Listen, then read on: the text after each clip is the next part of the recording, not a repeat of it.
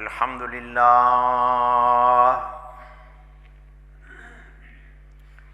الحمد للہ کفا ذی المجد والعلا والہیبۃ والثناء والعظمۃ والکبریاء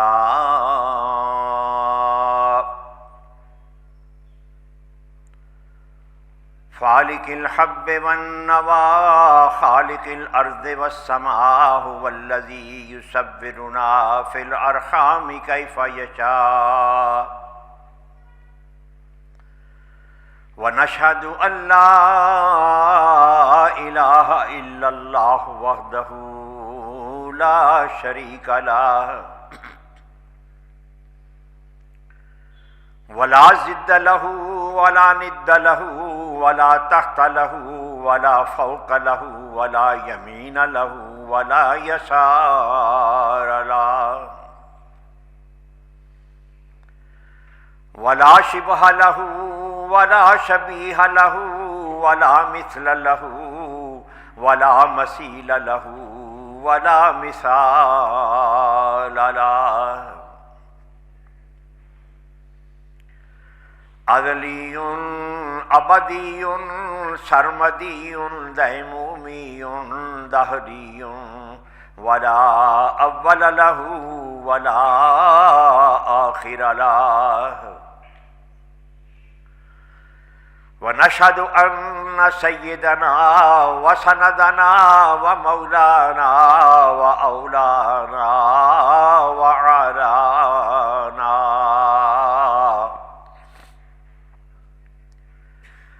محبوبنا ومحبوب ربنا ومطلوبنا ومطلوب ربنا محمد المصطفى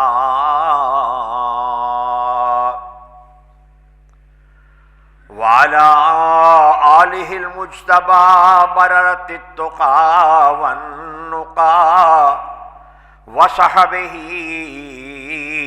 أولي الصدق والصفاء أما بعد فأعوذ بالله من الشيطان الرجيم بسم الله الرحمن الرحيم وكذلك جعلنا في كل قرية أكابر مجرميها ليمكروا فيها وما يمكرون إلا بأنفسهم وما يشعرون آمنت بالله صدق الله مولانا العظيم وبلغنا رسوله النبي الكريم الأمين ونحن على ذلك لمن الشاهدين والشاكرين والمطمئنين والموقنين والحمد لله رب العالمين في كل وقت وحين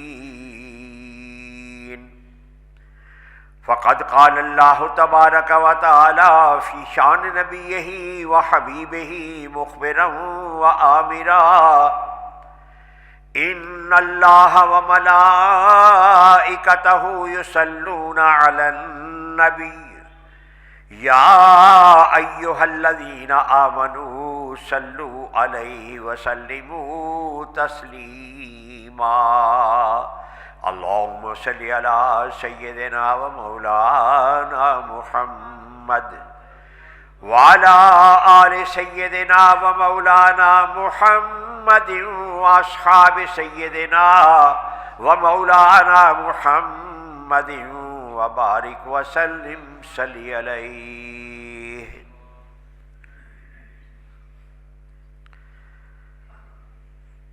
اللہ رب العزت جل وعلا کی حمد و ثنا اور اس کے حبیب پاک صلی اللہ علیہ وسلم کی بارگاہ میں ہدیہ صلاۃ والسلام پیش کرنے کے بعد سورۃ الانعام کی ایک آیہ مبارکہ کے الفاظ آپ کے سامنے تلاوت کیے گئے ہیں۔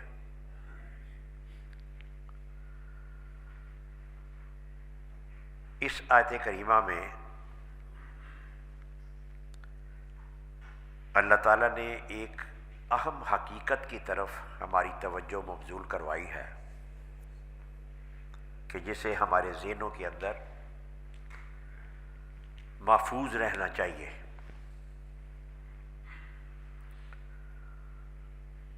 جزا اور سزا یہ اللہ تعالیٰ کے حکیمانہ نظام کا ایک اہم ضابطہ ہے۔ اس نے اپنی مشیت اور اپنی حکمت اور اپنی قدرت سے انسانوں کی رہنمائی کے لیے جو گمراہ ہیں ان کو راہ راست پر لانے کے لیے، جو بھٹک جائیں ان کو صحیح راستہ دکھانے کے لیے جو ایک نظام اہم ترین قائم فرمایا، وہ وحی کا نظام ہے۔ انسانوں کو اگر آزاد چھوڑ دیا جاتا، کھلا چھوڑ دیا جاتا کہ تم اپنی عقل سے، اپنی مرضی سے، اپنی خواہش سے جو مناسب سمجھو وہ کرو، جو اچھا سمجھو وہ کرو، جس کو اچھا نہ سمجھو اس کو نہ کرو، اگر آزاد چھوڑ دیا جاتا تو سخت قسم کی انارکی اور جیسے جنگلی حیات ہوتی ہے، جنگل کے اندر جانور جو ہیں وہ اپنی من مرضی سے جو مرضی ان کے دل چاہتا ہے وہ کرتے ہیں، ان کے لیے کوئی روک ٹوک نہیں ہوتی۔ البتہ یہ ضرور ہے کہ مالک نے اس نظام میں کائنات کے اندر ان کی غذائیں، ان کی شکلیں، ان کے جو دائرہ کار ہے، دائرہ صلاحیت ہے، وہ الگ الگ بنایا۔ پرندوں کی غذائیں اور ہیں، چرندوں کی غذائیں اور ہیں، درندوں کی غذائیں اور ہیں، اسی طرح ان کے اعمال اور افعال، لیکن قدرت نے جو متعین کر دیا وہ اسی نظام کے اندر وہ گھومتے رہتے۔ یہ سورۃ الانعام ہے۔ انعام چوپائے، جانور، جانوروں کے نام کی، چوپایوں کے نام کی یہ ایک الگ صورت بنائی گئی۔ اور یہ جو صورتوں کے عنوانات ہیں، قرآن کریم کی 114 صورتیں، تو ان میں سے ہر ایک صورت کا ایک عنوان اور ایک نام ہم جانتے ہیں۔ سورہ فاتحہ، سورہ بقرہ، اور آگے سلسلہ جو ہے وہ چلتا چلا جاتا ہے۔ اس کے اندر بھی حکمتیں ہیں، کسی نہ کسی حکمت کی بنا پر اس سورت کا نام رکھا جاتا ہے۔ سورۃ الانعام چوپائے اور جانور،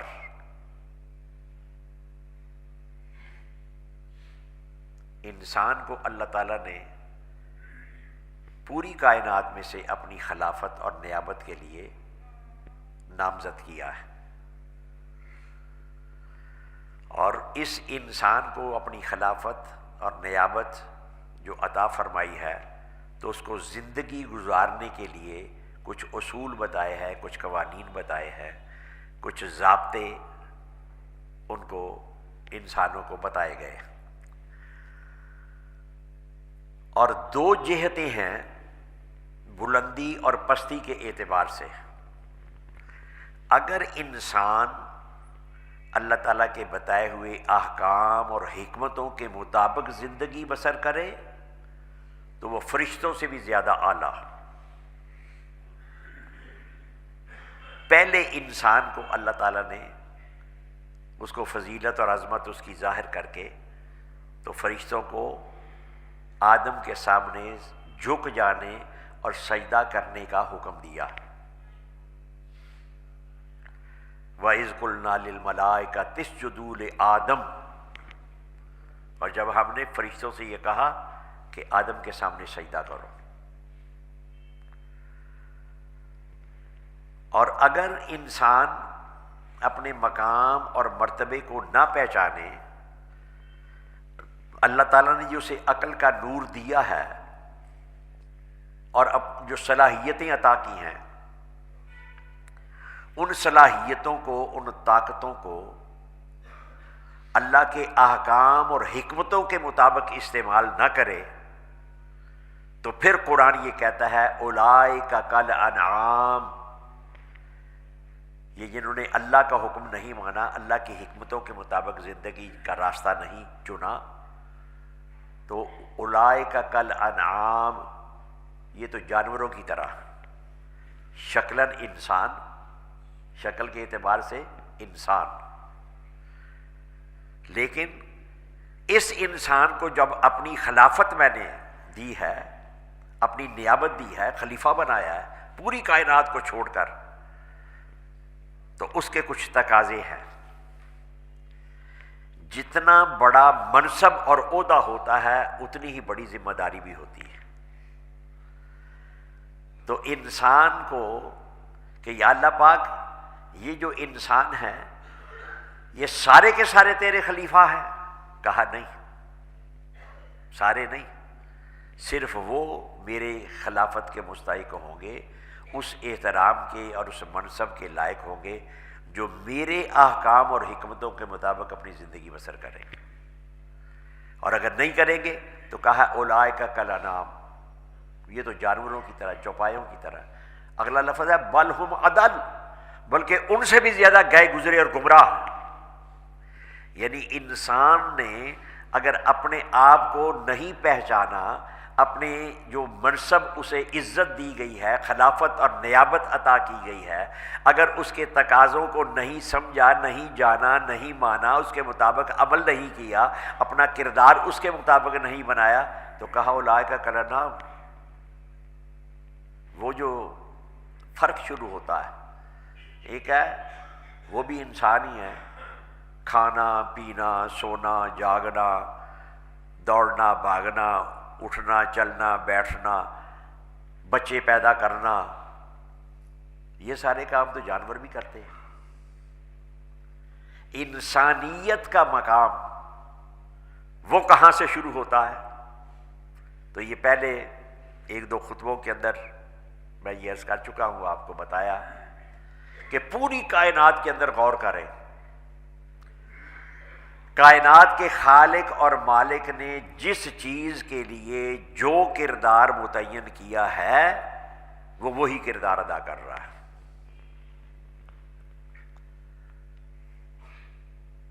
دو جنسیں ایسی ہیں کہ جن کے اندر نافرمان بھی موجود ہے،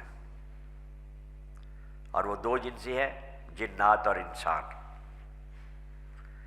نافرمانی صرف ان دو کے اندر پائی جائے گی اور کسی کے اندر نہیں۔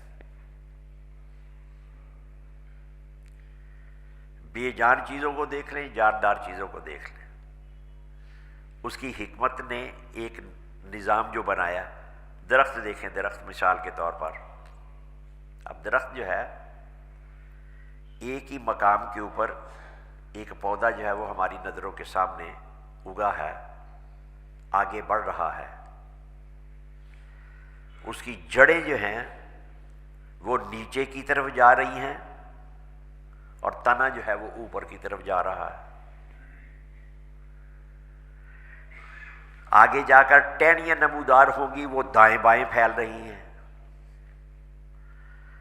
پتے جو ہیں ان کا کوئی پتہ ہی نہیں، پتوں کا کوئی پتہ ہی نہیں، ان کے لیے کوئی نیچے لٹک رہے ہیں، کوئی دائیں بائیں جھول رہے ہیں، کوئی اوپر کی طرف کسی پتے کا رخ جو ہے وہ ہو رہا ہے۔ ایک ہی چیز ہے، اس کے مختلف اجزاء کے، جیسے انسان کی باڈی کے اندر دماغ کا کام اور ہے، دل کا کام اور ہے، جگر کا کام جو ہے وہ اور ہے، معدے کا کام اور ہے، ہاتھوں کا کام اور ہے، آنکھوں کا کام اور ہے، کانوں کا کام اور ہے، یہ سارے اعضاء سارے چل رہے ہیں اس کے نظام کے مطابق۔ سورج ہماری کائنات کے اندر جو سب سے زیادہ روشن چیزیں جو ہمیں نظر آتی ہیں وہ دو ہیں، ایک سورج اور ایک چاند۔ چاند کو ہم دیکھتے ہیں تو وہ پہلی تاریخ کو بالکل باریک سا نمودار ہوتا ہے۔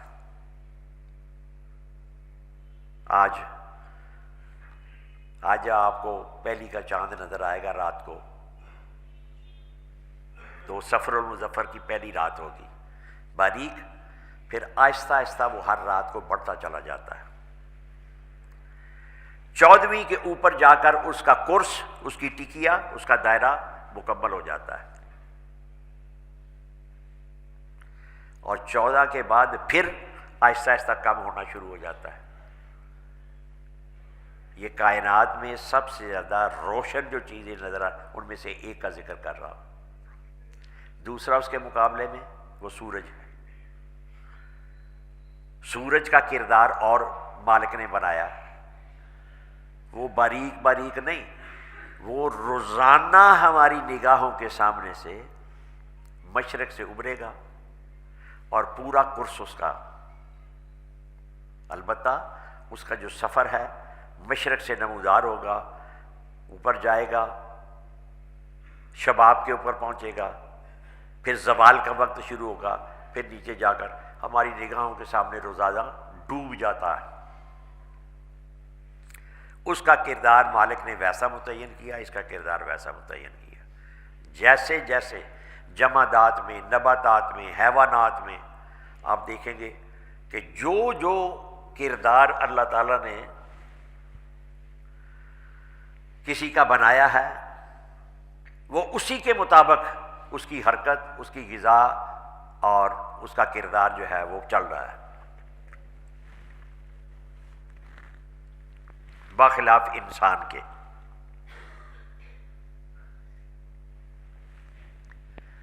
انسان اس کے اندر ہدایت یافتہ بھی اور گمراہ بھی،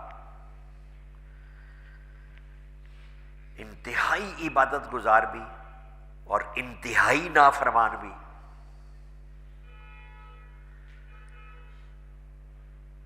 ان کے اندر شکلیں مختلف، عقلیں مختلف، اور وہ کردار کے اعتبار سے اگر آپ سوچنا چاہیں تو ایک سادہ سا پوائنٹ، تمام نسلوں کے اندر آپ دیکھیں گے کہ گدھے کا بچہ گدھا ہے،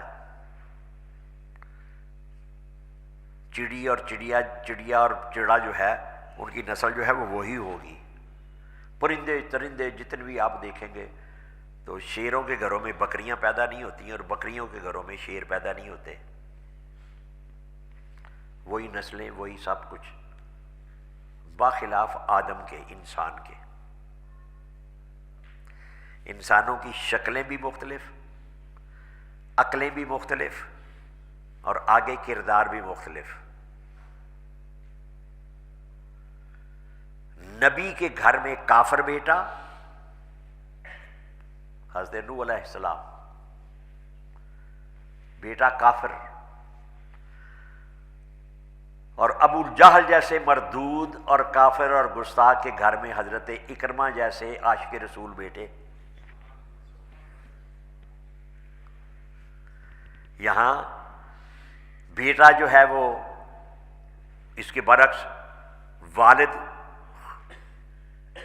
اپنے کردار کے اعتبار سے خبیث ترین، بچہ جو ہے کوئی نیک پیدا ہو جاتا ہے، اور یہ شروع سے حضرت آدم علیہ السلام کے اس وحی سے سلسلہ شروع ہو جاتا ہے۔ عید الاضحیٰ کے خطبات کے اندر آپ کو وہ میں نے بتایا تھا، نبی کریم صلی اللہ علیہ وسلم کو اللہ تعالیٰ ارشاد فرماتا ہے وَاتْلُ عَلَيْهِمْ نَبَأَ ابْنَيْ آدَمَ بِالْحَقِّ، اے میرے نبی صلی اللہ علیہ وسلم، قرآن پڑھنے والوں کو، اپنے امتیوں کو، تمام انسانوں کو آدم علیہ السلام کے دو بیٹوں کا قصہ جو ہے وہ حق کے ساتھ، سچائی کے ساتھ آپ بیان فرمائیں۔ وَاتْلُ عَلَيْهِمْ نَبَأَ ابْنَيْ آدَمَ بالحق، دو بیٹے، اذ قربا قربانا، جب ان دونوں نے اللہ کے حضور اپنی قربانیاں پیش کی، فتقبل من احدہما، ان میں سے ایک کی قربانی اللہ تعالیٰ نے قبول فرما لی، وَلَمْ يُتَقَبَّلْ مِنَ الْآخَرِ، دوسرے کی قبول نہیں فرمائی۔ تو آخر کوئی وجہ ہوگی نا، کوئی اللہ کا کوئی ضابطہ، کوئی قانون ہوگا۔ تو ایک نے اللہ کے احکام اور اس کی رضا اور اس کی مشیت کے مطابق عمل کیا، اس کا وہی عمل جو ہے وہ اللہ تعالیٰ نے قبول فرما لیا، اور دوسرے نے اس سے ہٹ کر کیا تو وہ اس کی قربانی قبول نہیں کی گئی۔ اور آگے پچھلے خطبے کے اندر اشارہ دیا تھا میں، ایک بچہ ہے، اسے کہتے ہیں یہ حرامی ہے، حرام زادہ ہے۔ دوسرا جو ہے وہ حلال کا بچہ ہے۔ خالق تو دونوں کا ایک ہے۔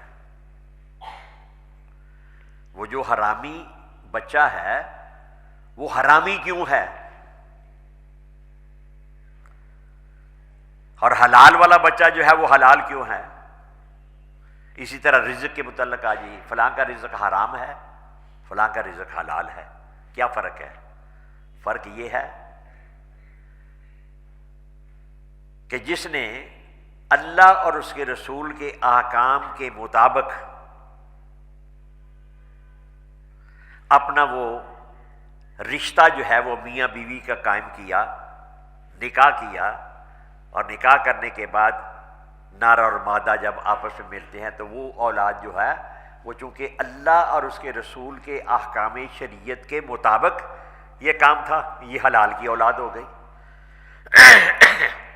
اور جس نے ان احکام کی خلاف ورزی کی، اولاد ان کی بھی پیدا ہوئی، وہ حرامی ہو گئی۔ یہ جو فرق آتا ہے اس کو سمجھنے کی ضرورت ہے۔ اللہ تعالیٰ نے جو نظام بنایا کہ تمہیں میں نے اپنی عبادت کے لیے پیدا کیا ہے، اور عبادت کا مفہوم پچھلے خطبوں کے اندر کئی طریقوں سے میں آپ کی خدمت میں عرض کر سکتا ہوں کہ عبادت کا صرف اتنا مفہوم نہیں کہ ہم جب مسجد میں ہوں تو نماز ادا کر لی تو سمجھا کہ اب اس کے بعد ہم فارغ ہو گئے، عبادت ہو گئی، نہیں۔ ہم جہاں بھی ہوں گے ہمارا حاکم وہی ہوگا، اسی کے احکام کو ملحوظ خاطر رکھنا ہوگا جس نے ہمیں پیدا کیا ہے اور پیدا کر کے ہمیں زندگی گزارنے کے ضابطے اور اصول جو ہیں وہ بتائے۔ تو ان ضابطوں کے مطابق جو زندگی بسر کرتا ہے اس کو جزا ملتی ہے، اور جو ان ضابطوں کو نظر انداز کرتا ہے اس کو سزا ملتی ہے۔ جزا اور سزا یہ نیکی اور بدی کے نتیجے کے اندر، نافرمانی اور فرمان برداری کے نتیجے کے اندر یہ رونما ہوتی ہے۔ اللہ تعالیٰ کا پھر ایک وہ خالق اور مالک ہے تو رحیم اور کریم بھی ہے۔ کیسا کریم ہے، کیسا کریم کہ اگر کسی نے برائی کا کوئی ارادہ کیا، کوئی پروگرام جو ہے وہ سوچتا ہے کہ میں نے یہ خرابی کرنی ہے، تو جب تک وہ کام برا کر نہیں لے گا اس وقت تک اس کو کوئی گناہ نہیں۔ لیکن کریم کا کرم ایسا ہے کہ اگر کوئی نیکی کا ارادہ کرتا ہے تو ابھی اس نے ارادہ کیا ہے، سوچا ہے کہ میں یہ کروں گا، ابھی کی نہیں، رب اسے بھی ثواب عطا فرما دیتا ہے۔ کیسا کرم ہے۔ اور پھر آگے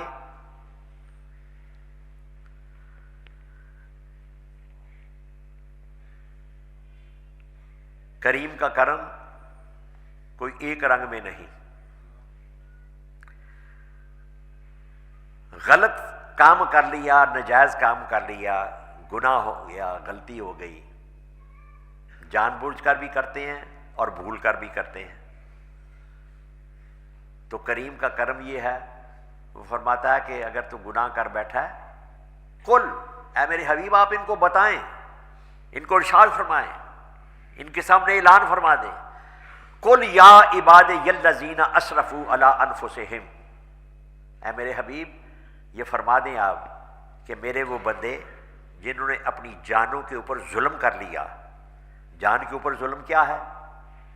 جان کے اوپر ظلم یہ ہوتا ہے کہ جان اللہ تعالیٰ نے جس مقصد کے لیے ہمیں دی ہے، وہ زندگی ہمیں جو عطا فرمائی ہے، اس زندگی کے مقصد سے ہٹ کر جب ہم اپنی جان کو استعمال کریں گے تو وہ جان کے اوپر ظلم ہوگا.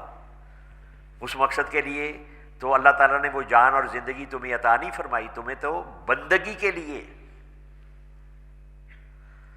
بندگی، اور بندگی تم جہاں بھی ہو تم بندے ہو. گھر میں ہو، دفتر میں ہو، بازار میں ہو، آپ دشمنوں میں ہو، آپ دوستوں میں، آپ جہاں بھی ہیں، آپ اللہ کے ہم سب بندے ہیں. اور بندہ آمد از برائے بندگی، بندہ جو ہے وہ بندگی کے لیے بنایا گیا ہے. اور زندگی بے بندگی شرمندگی. اگر کسی زندگی کے اندر عبادت نہیں ہے تو وہ زندگی زندگی نہیں بلکہ وہ شرمندگی ہے. اب یہ جو قل یا عبادی الذین اسرفوا علی انفسہم، اے میرے حبیب آپ ان کو فرما دیں کہ اے میرے بندو، یہ پھر کریم کا کرم ہے.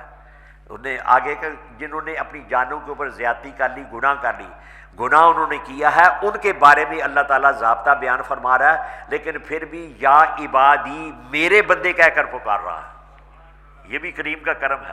یعنی ایسا نہیں ہے کہ کسی سے گناہ ہو گیا، کوئی غلطی ہوگی تو اللہ تعالیٰ اس کو اپنی بندگی کے عبد ہونے کی لسٹ سے ہی خارج کر دے. کہا نہیں، کیا کرو، گناہ ہو گیا، بھول کر ہو گیا یا جان بوجھ کر لیا، کہا لا تقنطوا من رحمت اللہ، اللہ کی رحمت سے مایوس نہ ہو جانا.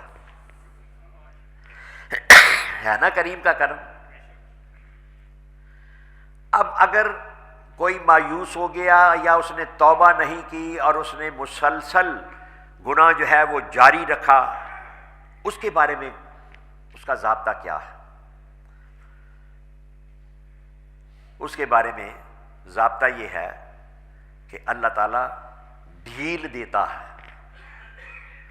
موقع دیتا ہے سنبھلنے کا، رخصت دیتا ہے. ایسا نہیں کہ گناہ کیا تو فوری طور پر سزا مل جائے، نہیں. یہ تو نبی کریم صلی اللہ علیہ وسلم کی رحمت کے صدقے اس امت کو جو بڑے بڑے انعامات ملے ہیں ان میں سے ایک اہم ترین انعام، ما کان اللہ لیعذبہم وانت فیہم. اے میرے حبیب صلی اللہ علیہ وسلم، ایسا نہیں ہے کہ اللہ تعالیٰ جو ہے ان کو فوری طور پر عذاب دے دے، حالانکہ آپ ان کے اندر موجود ہیں. محبوب تیری موجودگی میں فوری طور پر عذاب جو ہے وہ نہیں دیتا، فوری گرفت. پہلے ایسا بھی ہوتا تھا، پہلی امتوں میں ایسا بھی ہوتا تھا کہ کسی نے برائی کی، کسی نے نافرمانی کی، کسی نے گناہ کیا تو قدرتی طور پر اس کا اعلان ہو جاتا تھا، ماتھوں کے اوپر نشانات نمودار ہو جاتے تھے کہ اس بندے نے آج یہ کرتوت کیا. گھروں کے اوپر جو ہیں وہ ایسے آثار جو ہیں وہ علامتیں نمودار ہو جاتی تھی، پتہ چل جاتا تھا کہ اس گھر کے اندر آج یہ بدکاری ہوئی ہے. اور یہ ایسا بھی ہوتا تھا. حضور کی رحمت کے صدقے جو امت کو بڑے بڑے انعامات ملے ہیں ان میں سے یہ بھی اہم ترین انعام ہے. ہم پتہ نہیں کتنے گناہ ہم نے کیے ہوتے ہیں. تو وہ ستار العیوب غفار الذنوب، اس کی ذات جو ہے وہ پردہ پوشی کرنے والی ہے. کتنے ہمارے گناہ، کتنی ہماری سیاکاریاں، ان کے اوپر پردہ پڑا رہتا ہے، چھپا رہتا ہے. غفار الذنوب، گناہوں کو بخش دینے والی ذات. ستار العیوب، عیبوں کو چھپا دینے والی ذات. حضور کی رحمت کے صدقے یہ بہت. لیکن چاہے فرد ہو، چاہے گھرانہ ہو اور چاہے قوم ہو، اللہ تعالیٰ فوری طور پر نہیں گرفت فرماتا. یہ بھی کریم کا کرم ہے.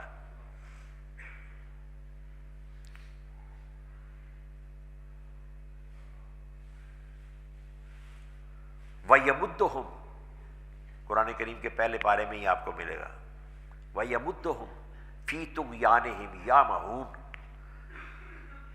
اللہ تعالیٰ ان کو ڈھیل دیتا ہے، ان کی رسی دراز کرتا ہے کہ یہ سنبھل جائیں، پلٹ آئیں، توبہ کر لیں، اپنی اصلاح کر لیں۔ اور پھر ایک مرحلہ ایسا ضرور آتا ہے کہ جو سرکشی، مسلسل نافرمانی جاری رہی، فی طغیانہم یعمہون، کہ وہ اپنی سرکشی کے اندر، نافرمانی کے اندر اندھے ہو جاتے ہیں۔ یہ کون اندھے ہو گئے؟ کہا اولئک الذین اشتروا الضلالۃ بالہدی، جنہوں نے ہدایت کے مقابلے کے اندر گمراہی کو خرید لیا، گمراہی اپنا لی ہے، اور گمراہی سے پھر واپس پلٹ کر نہیں آتے بلکہ مسلسل اس کے اندر لگے رہتے ہیں، پھر ان کے لیے ضابطہ اور ہے۔ آج جو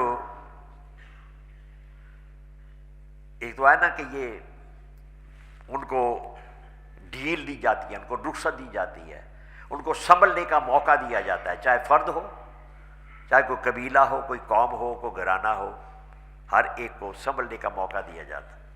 اور جب حد سے بڑھ جاتی ہے تو پھر رب فرماتا ہے ان بطش ربک لشدید، تیرے رب کی پکڑ جو ہے وہ بڑی سخت ہے۔ پھر وہ مرحلہ آتا ہے، پھر سزا ملتی ہے۔ آج جو آیت کریمہ میں نے آپ کے سامنے سورۃ الانعام کی پڑھی، اس کا ترجمہ جو ہے وہ سن لیں۔ وَكَذَلِكَ جَعَلْنَا فِي كُلِّ قَرْيَةٍ أَكَابِرَ مُجْرِمِيهَا، فرماتا ہے کہ اسی طرح ہم ہر بستی کے اندر، ہر آبادی کے اندر، ہر قوم کے اندر، ہر علاقے کے اندر ان کے جو بڑے بڑے لوگ ہوتے ہیں، سرگنے، وہ مجرمانہ زندگی وہ شروع کرتے ہیں۔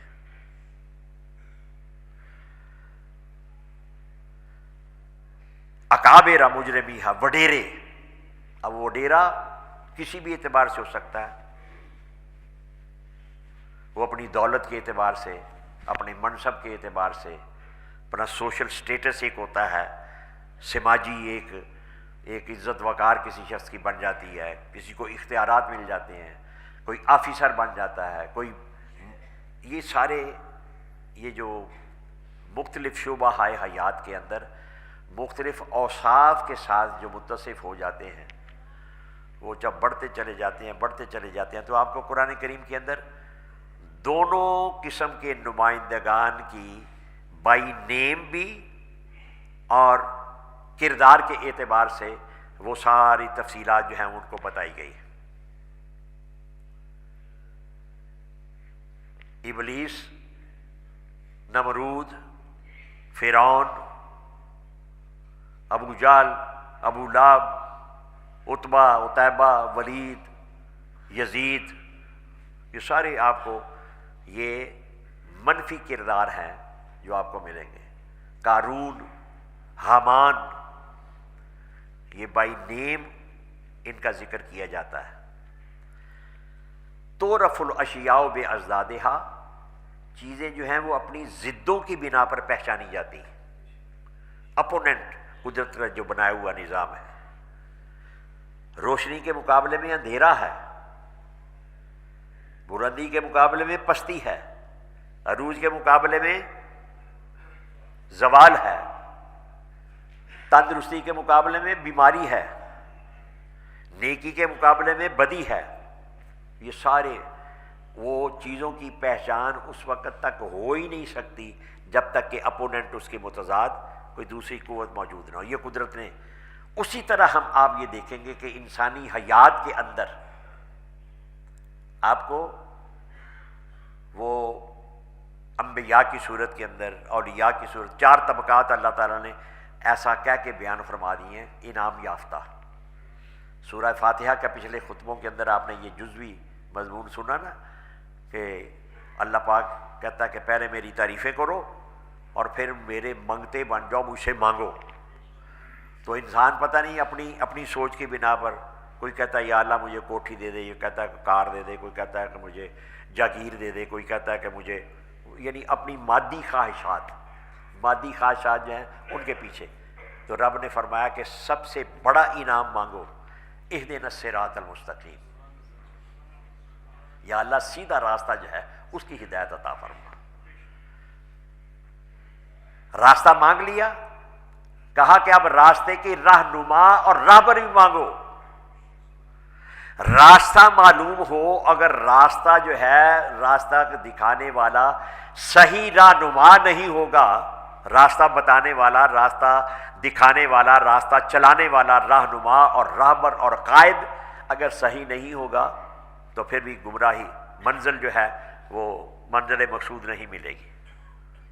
تو کہا کہ اب راستہ تو پہلے مانگ لیا نا، اب راستے کے راہبر مانگو. یا اللہ وہ کون ہے؟ کہا صراط الذین انعمت علیہم، یا اللہ جن پر تو نے اپنے انعامات نازل کیے ان کا راستہ ہمیں عطا فرما.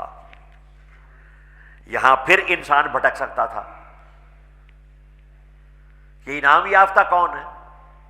ہم تو یہ سمجھتے ہیں کہ جس کو کرسی مل گئی وہ انعام یافتہ ہو گیا، جس کو شکل و صورت اچھی مل گئی، رنگت اچھی مل گئی، سونے ہو گئے، وہ بھی رب نے عطا کیا، لیکن وہ اس کو سمجھتے ہیں کہ بڑا یہ انعام یافتہ ہے.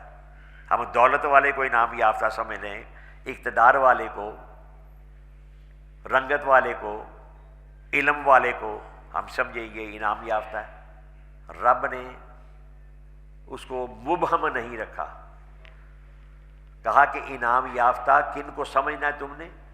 اولئک الذین انعم اللہ علیہم من النبیین والصدیقین والشہداء والصالحین. کہا کہ یہ چار طبقات جو ہیں یہ میرے انعام یافتہ ہیں. کون کون؟ انبیاء.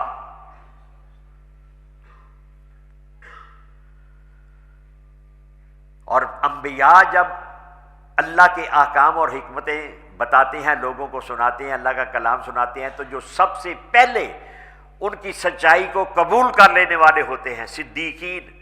صدیق کون ہوتا ہے؟ جو خود بھی سچا ہو اور سچائی کو قبول کرنے والا ہو، اسے صدیق کہتے ہیں. تو کہا کہ سب سے پہلے جو انبیاء کرام علیہ السلام کی دعوت کو قبول کر لیں گے، سچائی کو قبول کر لیں گے، وہ صدیقین جو ہیں وہ میرے انعام یافتہ ہیں. اس لیے ہمارا ایک بنیادی عقیدہ یہ بھی ہے کہ افضل البشر بعد الانبیاء بالتحقیق امیر المومنین سیدنا ابی بکر صدیق. تمام انسانوں میں سے سب سے زیادہ اعلیٰ جو ہیں وہ انبیاء ہیں. انبیاء میں سب سے اعلیٰ جو ہیں اور سردار جو ہیں وہ پیارے مصطفیٰ ہیں. جیسے انبیاء میں سب سے اعلیٰ محمد مصطفیٰ صلی اللہ علیہ وسلم ہیں، تو ایسے ہی محمد مصطفیٰ صلی اللہ علیہ وسلم کی دعوت کو قبول کرنے والے بالغ اور باشعور مردوں میں سے سب سے پہلے ابو بکر صدیق ہیں. اس لیے انبیاء کے بعد سارے انسانوں میں سے سب سے زیادہ اعلیٰ ابو بکر صدیق، کہ سب سے پہلے انہوں نے حضور صلی اللہ علیہ وسلم کی. اور یہ ایک اور بھی ان کا خاصہ یہ ہے کہ ان کی 4 نسلیں جو ہیں وہ صحابی ہیں. کسی ایک صحابی کو بھی یہ مقام اور یہ مرتبہ حاصل نہیں ہے. تو کہا کہ میرے انعام یافتہ یہ ہیں، انبیاء ہیں، صدیقین ہیں، شہداء، جو میری رضا کی خاطر، دین کی سربلندی کی خاطر، الہی کلمت الحق کی خاطر اپنی جان بھی قربان کر دیتے ہیں میرے راستے کے اندر، وہ میرے انعام یافتہ ہیں. اور پھر نبوت تو ختم ہو گئی. نبوت کا دور، یعنی دور سے مراد یہ ہے کہ کوئی نیا نبی نہیں آئے گا، بس نبی کریم صلی اللہ علیہ وسلم آخری نبی ہے. ختم نبوت کا تاج آپ کے سر کے اوپر اللہ نے سجایا ہے.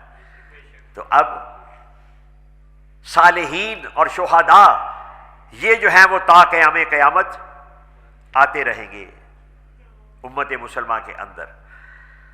خلاصہ گفتگو یہ نکلا کہ رب تبارک و تعالیٰ نے جو ہمیں زندگی عطا کی، زندگی کی نعمتیں عطا کی، اپنی خلافت اور نیابت کا ہمیں مستحق قرار دیا، تو ہر بندہ جو ہے وہ خلیفہ نہیں ہے جب تک کہ وہ اللہ کے احکام اور حکمتوں کے مطابق اپنی زندگی کو نہیں بنائے گا، اس وقت تک وہ خلافت اور نیابت کا مستحق نہیں بن سکتا۔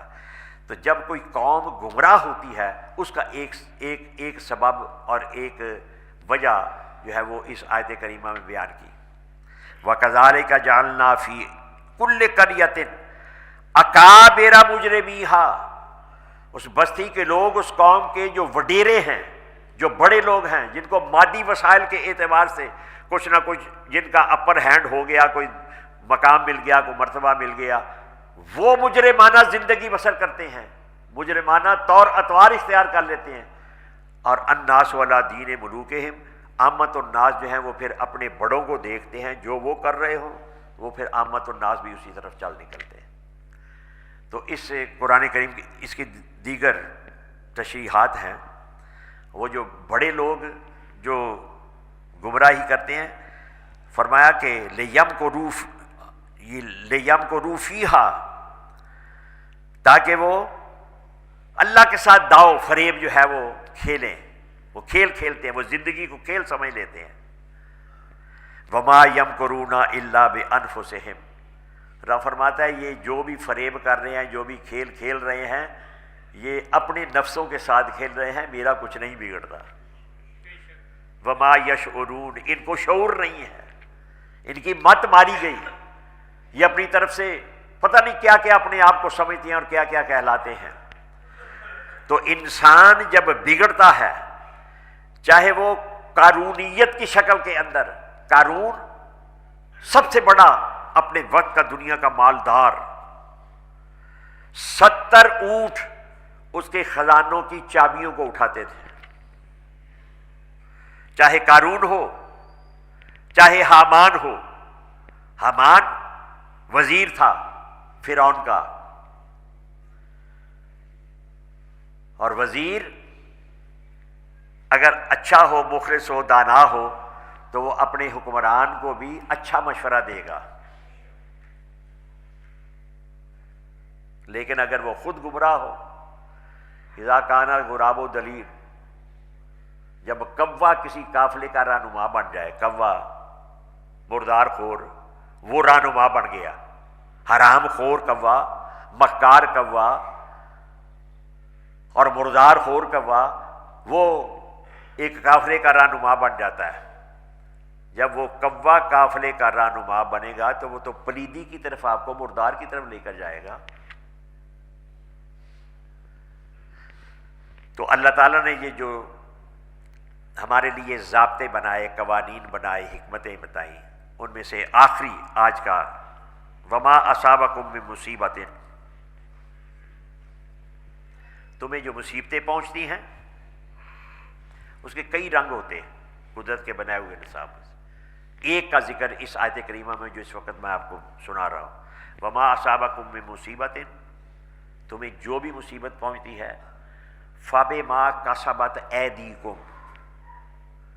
وہ تمہارے کرتوتوں کا نتیجہ ہوتا ہے، تمہارے اعمال کا، تمہاری ہاتھوں کی کمائی جو تم نے کی ہے، یعنی برے اعمال کیے۔ برے اعمال یہاں یعنی تمہارے کرتوت جو بد کرداری اور نافرمانی کی زندگی بسر کرتے ہو، اس کے نتیجے کے اندر عذاب آتے ہیں، مصیبتیں آتی ہیں تمہیں، مصیبتیں۔ وَيَعْفُو عَنْ كَثِيرٍ، حالانکہ بہت سارے تمہارے گناہ جو ہیں وہ اللہ تعالیٰ نے معاف کر دیے ہوتے ہیں، اس کے باوجود وہ نافرمانی جو ہے وہ اتنی بڑھتی چلی جاتی ہے، اتنی بڑھتی چلی جاتی ہے۔ قرآن کریم کے ایک مقام میں آگے آتا ہے کہ اے میرے حبیب، اکثر لوگ ولا تطع اکثر من فی الارض، کثیر تعداد بہت سارے لوگ گمراہ ہوتے ہیں، تو رب فرماتا ہے کہ ان کی کثرت کو دیکھ کر، ذرا جمہوریت کو بھی اندازہ کر لینا، ان کی کثرت کو دیکھ کر ان کی پیروی نہ کرنا۔ پیروی کس کی ہوگی؟ اللہ کے حکم کی۔ بہت سارے ایسے اللہ تعالیٰ کے عذاب جو ہیں مصیبتیں ان کے اندر ہم مبتلا ہوتے ہیں اپنی نافرمانی کی وجہ سے۔ اب امت مسلمہ کے جو احوال جا رہے ہیں اس کے اندر توجہ کرنے، غور کرنے، فکر کرنے کی ضرورت ہے۔ منفی حالات زیادہ نمودار ہو رہے ہیں ہمارے کرداروں کے اندر۔ اور آج کا خطبہ ختم کرتا ہوں اپنے محسن جناب ڈاکٹر فاروق علوی صاحب، وہ مجھے مہربانی کرتے ہیں تو کچھ نہ کچھ ہنٹس بھیجتے رہتے ہیں، کچھ قرآن کریم کی آیات جو ہے وہ کبھی بھیج دی، کبھی احادیث بھیج دی، کبھی صلحاء کے اقوال بھیج دیے، تو وہ میں ہمہ وقت اور وہ ان کو تو اب آج مجھے دوسری مرتبہ ان کی طرف سے جو آیت کریمہ موصول ہوئی ہے وہ ہے وَلَا تَهِنُوا، کہ مسلمانوں غم نہ کرو، وَلَا تَحْزَنُوا، فکر نہ کرو، غم نہ کرو، وَأَنْتُمُ الْأَعْلَوْنَ، تم سر بلند ہوگے، تم کامیاب ہوگے، تمہارا زوال کمال میں بدل سکتا ہے، تمہاری پستی جو ہے وہ عروج میں بدل سکتی ہے۔ کیسے؟ ان کنتم مومنین، اگر تم مومن بن جاؤ، فیصلہ تیرے ہاتھوں میں ہے، دل یا شکم۔ علامہ اقبال کا یوم منایا گیا ہے، تو علامہ اقبال کے شعر کے اوپر اسی نقطے کے اوپر آپ آج کا خطبہ ختم کرنا چاہتا ہوں۔ تو نمی دانی کہ آئینے تو چیز ہے مسلمان، تمہیں پتہ نہیں کہ تیرا آئین، تیرا دستور حیات کیا ہے؟ زیر گردوں سر تمکینے تو چیز، اس آسمان کے نیچے اگر کوئی چیز تمہیں وقار، عزت، رعب، دبدبہ، اقتدار، بلندی، شان عطا کر سکتی ہے تو وہ کیا تمہیں پتہ نہیں؟ یہ سوال کیا ہے۔ یہ قرآن کریم کا اسلوب ہے۔ اللہ تعالیٰ کے کلام کے اندر بھی بہت سارے ایسے ہمیں سوال کرتا ہے رب، وہی اسی کی پیروی کرتے ہیں۔ علامہ سوال کر دیا، پھر خود جواب دیتے ہیں، کہتے ہیں آپ میں تمہیں بتاتا ہوں کہ تیری ناکامی کامیابی میں کیسی بدل سکتی ہے، تیری پستی جو ہے وہ عروج میں کیسے بدل سکتی ہے، تیرا زوال جو ہے وہ کمال کے اندر کیسے بدل سکتا ہے۔ کہتے ہیں میں تمہیں بتاتا ہوں، کتاب زندہ قرآن حکیم، حکمت اولا یزالستو قدیم، وہ زندہ قرآن جو ہے اس کو پکڑ لو، اس کی پیروی کر لو تو تمہاری پستی بلندی کے اندر بدل جائے گی۔ وَأَنْتُمُ آیت کریمہ کا ترجمہ ہے وَأَنْتُمُ الْأَعْلَوْنَ، تم سر بلند ہوگے، ان کنتم مومنین، اگر تم مومن ہو جاؤ۔ وہ تو فارسی ہے، تو اردو میں بھی انہوں نے اسی نقطے کو میں مسلمان ہو کر ہمارے اکابر، ہمارے اسلاف جو ساری دنیا کے اوپر جنہوں نے حکومت کی ہے، اور ان کو سیرت، ان کی کردار جو ہے وہ جہاں جہاں بھی گئے ہیں وہ نقوش پا آج تک ان کا مٹائے نہیں جا سکے۔ کہا وہ معزز تھے زمانے میں مسلمان ہو کر، اور ہم خوار ہوئے ہیں تارک قرآن ہو کر، ہم نے قرآن کریم کو چھوڑ دیا۔ اللہ تعالی ہم سب کو قرآن کریم کی تلاوت کی توفیق عطا فرمائے، اس کے الفاظ کی صحت کے ساتھ تلاوت کی توفیق عطا فرمائے، اور اس کے احکام